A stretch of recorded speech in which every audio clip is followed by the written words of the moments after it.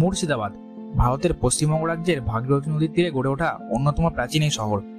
এটি বাংলা, বিহার ও উড়িষ্যার প্রাক্তন রাজধানী ছিল, যা নবাব মুর্শিদ কুলি খাঁ কর্তৃক 1717 সালে প্রতিষ্ঠিত হয়।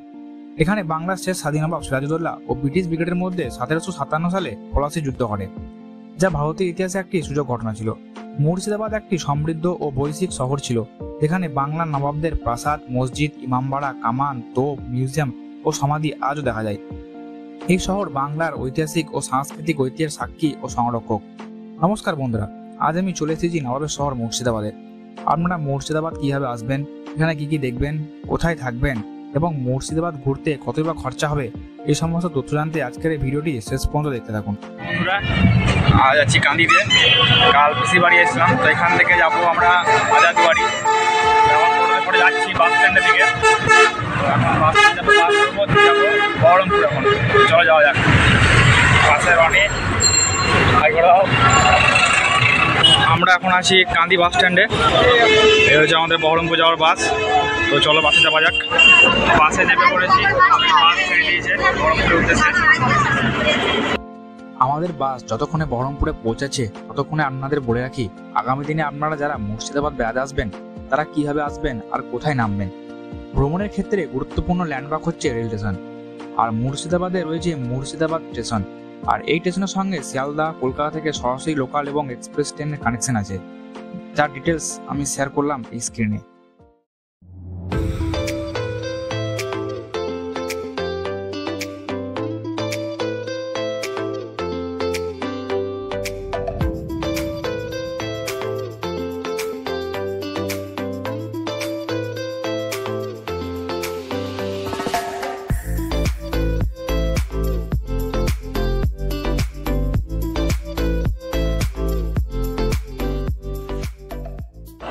আমরা এখন পৌঁছে গেছি বহরমপুর বাস স্ট্যান্ডের কাছে। এখনই নামলাম, প্রায় 1 ঘন্টা 10 মিনিট লাগবে। অটোতে চেপে গেছি। এখান থেকে এখন লালবাগ যাবো। লালবাগে ভাড়া হচ্ছে 25 টাকা।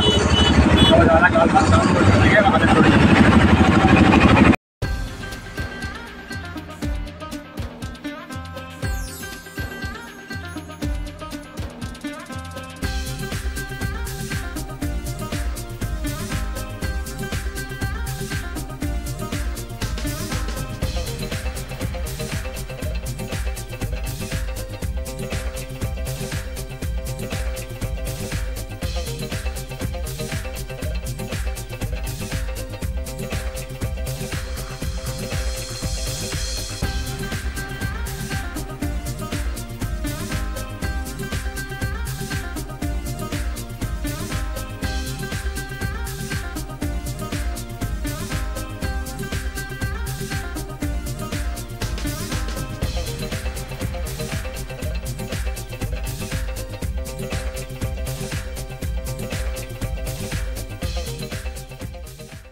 বাস স্ট্যান্ড থেকে আমরা গেলাম লালবাগ।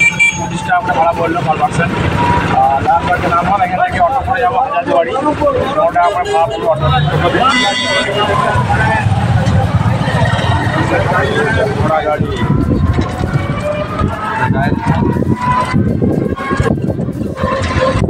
লালবাগ থেকে টোটো করে আমরা চলে এলাম হাজারদুয়ারি এবং হাজারদুয়ারি চত্বরে এসে টোটো রিজার্ভ করে নির্দিষ্ট ভাড়া ঠিক করে টোটো চালক রতনদার সাথে চলে এলাম আমাদের আজকের মুর্শিদাবাদ ভ্রমণের প্রথম জায়গা কাঠগোলা বাগান। চলো ভিতরে যাওয়া যাক। মুর্শিদাবাদের কাঠগোলা বাগান একটি সুন্দর ও ঐতিহাসিক স্থান, যা জৈন বণিক পরিবার দুগাড়ের অধীনে অবস্থিত। এই বাগানে একটি প্রাচীন প্রাসাদ, একটি জলপোকা ও একটি জৈন মন্দির আছে।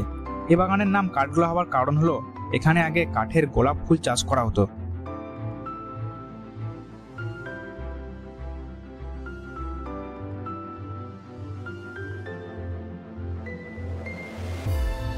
কাঠগোলা বাগানটা এখানে কি কি বিশেষ দেখার জায়গাগুলো আছে সেগুলো এখানে দেওয়া আছে, আপনারা এখানে দেখতে পারেন।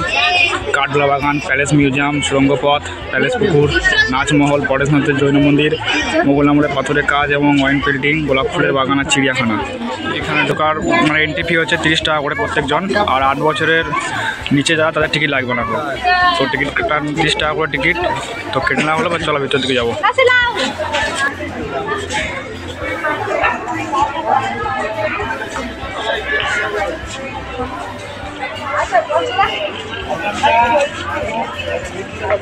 ভিতরে আপনারা এখানে দোকানপাট পেয়ে যাবেন। কেউ যদি চা কফি খেতে চান তাহলে আপনারা এখানে চা কফির দোকান ওখানে পেয়ে যাবেন ভিতরেই, 10 টাকা করে কফি।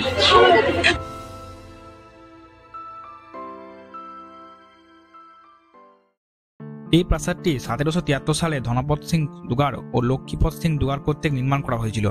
এই প্রাসাদটি ফরাসি ও বাংলা শিল্পের একটি অন্যান্য মিশ্রণ। এই প্রাসাদটি এখন একটি জাদুঘর হিসেবে পরিণত হয়েছে। এখানে দুগার পরিবারের বিভিন্ন সম্পদ যেমন ঝাঁ ঝকমকে চান্দেলিয়ার, আয়না, আসবাবপত্র, অস্ত্র ইত্যাদি প্রদর্শিত আছে। এছাড়াও এই বাগানে একটি ছোট্ট পাখির খানা ও একটি অ্যাকোরিয়ামও আছে। এই বাগানে অনেক সময় বান্দরের দলও দেখা যায়।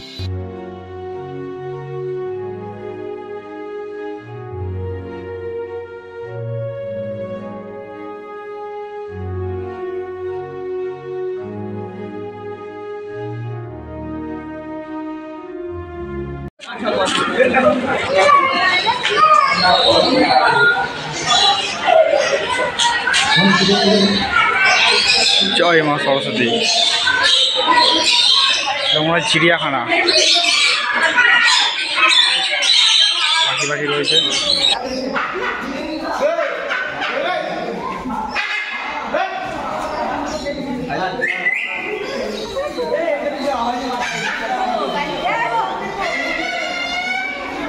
এখানে অনেক খরগোশ রয়েছে রং বেরঙের।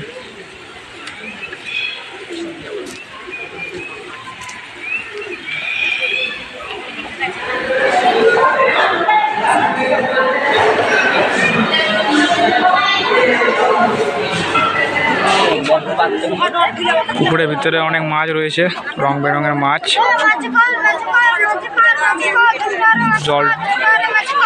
জলটা পরিষ্কার থাকলে আরো ভালোভাবে বোঝা যেত।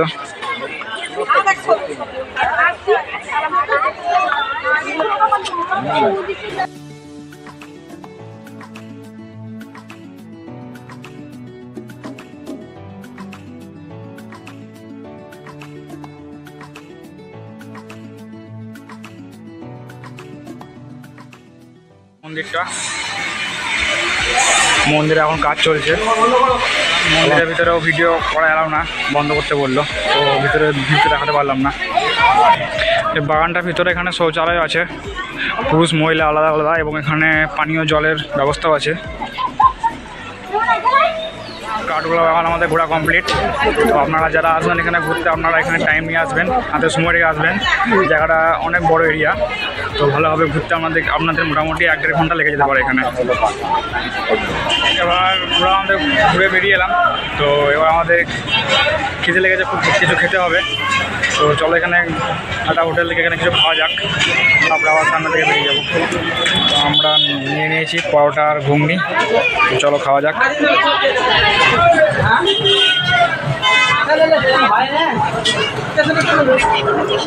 আমরা যাচ্ছি জগৎ সেটের বাড়ি। দাদা? হ্যাঁ, জগৎ সেট। কতক্ষণ লাগবে? ওখানে দেখতে আধা ঘন্টা লাগবে। 5খানা মিউজিয়াম দেখবো। 5খানা মিউজিয়াম, চলো যাওয়া যাক। জানিয়ে যাচ্ছি জগৎ সেটের বাড়ি এখানে। তো এখানে টিকিট কাটতে হবে, তবে আমরা ঢুকতে পারবো। এখানে টিকিট 30 টাকা করে, এবং 6 বছরের যারা নিচে তাদের কোনো টিকিট লাগবে না। 6 বছরের মধ্যে টিকিট লাগবে, টিকিট কাটতে নিতে বসতে।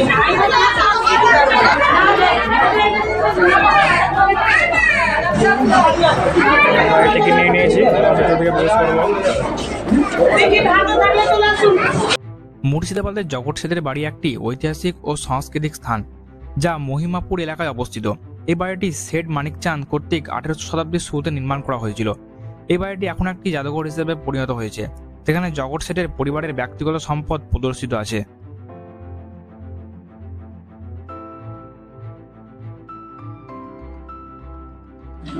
এখানে এসে আপনারা এখানে টয়লেট পেয়ে যাবেন, পুরুষ এবং মহিলা পৃথক। তো এখানে রয়েছে মাটির তলায় গুপ্ত ঘর, প্রবেশ পথ। তো ভিতরে ফটোগ্রাফি এলাম না, তো চলো দেখা যাক ভিতরে কি আছে।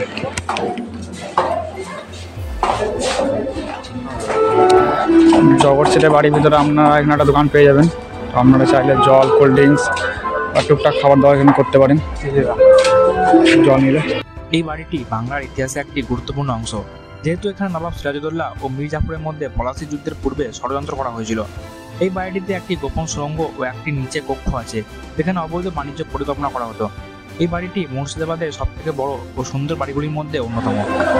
ওপর দিকেও একটা মিউজিয়াম রয়েছে, তো চলো ওপর দিকে ঘুরে আসি, মিউজিয়াম দেখে আসি। জগৎ সেতুটা বাড়ি ঘোরা আমাদের কমপ্লিট। তো এখানে টোটাল মোট 6টা মিউজিয়াম আছে। তো এটা জায়গাটা ঘুরতে আমাদের মোটামুটি আধ ঘন্টা মতন টাইম লাগবে ভালোভাবে ঘুরতে গেলে পরে। এবার আমার সাথে ঘুরে চললাম, যাবো লক্ষ্মীপুর রাজবাড়ি, রাজা দেবী সিংহের বাড়ি। চলো যাওয়া যাক। রাজবাড়ি এটাই।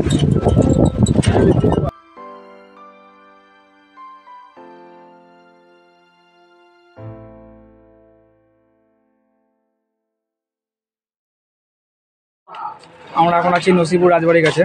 তো এখানে আবার টিকিট কাউন্টার আছে, তো এখানে টিকিট কাটবো, ভিতরে প্রবেশ করবো। টিকিট মূল্য হচ্ছে এখানে 20 টাকা করে পার পার্সন। নসিপুর রাজবাড়ি মুর্শিদাবাদ জেলার একটি ঐতিহাসিক ও সৌন্দর্যময় প্রাচীন রাজবাড়ি। এই রাজবাড়িটি রাজা দেবী সিং দ্বারা নির্মিত হয়েছিল। এই রাজবাড়িটি একটি 2 তলা ভবন, যার সামনে একটি বিশাল উদ্যান আছে। রাজবাড়ির ভিতরে বিভিন্ন ধরনের শিল্পকর্ম, চিত্র, আয়না, আসন, আলমারি ও অন্যান্য বস্তুসমূহ রয়েছে।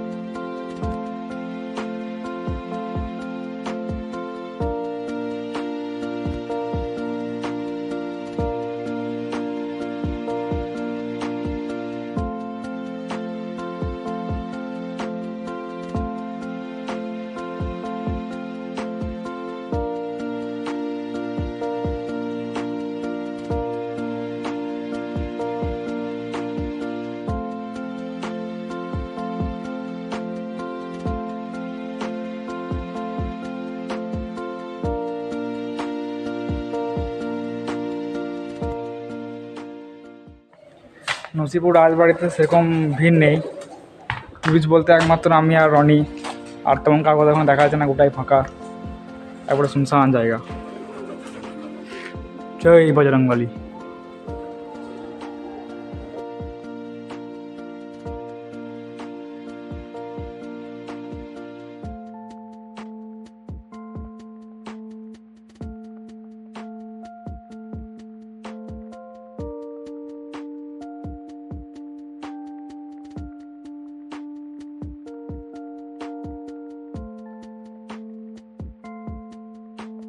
হচ্ছে লক্ষ্মীপুর আখড়া রবীন্দ্রনাথ দেবের মন্দির।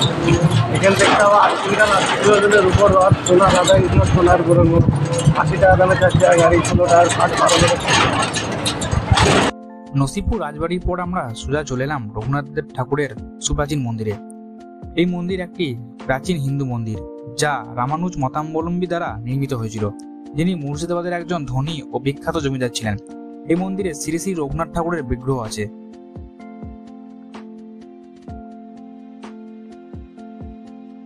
নবাব মির্জাফরের পার্সোনাল মসজিদ, উনি একলাই নামাজ পড়তো।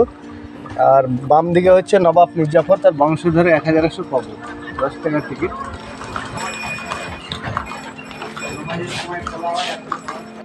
আমরা এখন চলে এসেছি নবাব মির্জাফর ও তার পারিবারিক ঐতিহাসিক 1100 কবরস্থান। এখানে মির্জাফরের সহগামী সন্তান, নাতি নাতনি ও অন্যান্য বংশধরের কবর রয়েছে। এই কবরস্থানটি বাংলার ইতিহাসে একটি গুরুত্বপূর্ণ স্থান। এখানে বাংলার শেষ স্বাধীন নবাব সিরাজউদ্দৌলার বিশ্বাসঘাতক মির্জাফরের সমাধি আছে। এখানে প্রায় 1100 কবর আছে। বিরাট বড় একটা এলাকা জুড়ে এই সমাধি ক্ষেত্র, এবং এই সমাধি ক্ষেত্র এখনো জীবন্ত, কারণ এখানে কিন্তু নবাবের পরিবারে কেউ মারা গেলে এখানেই সমাধিস্থ করা হয়।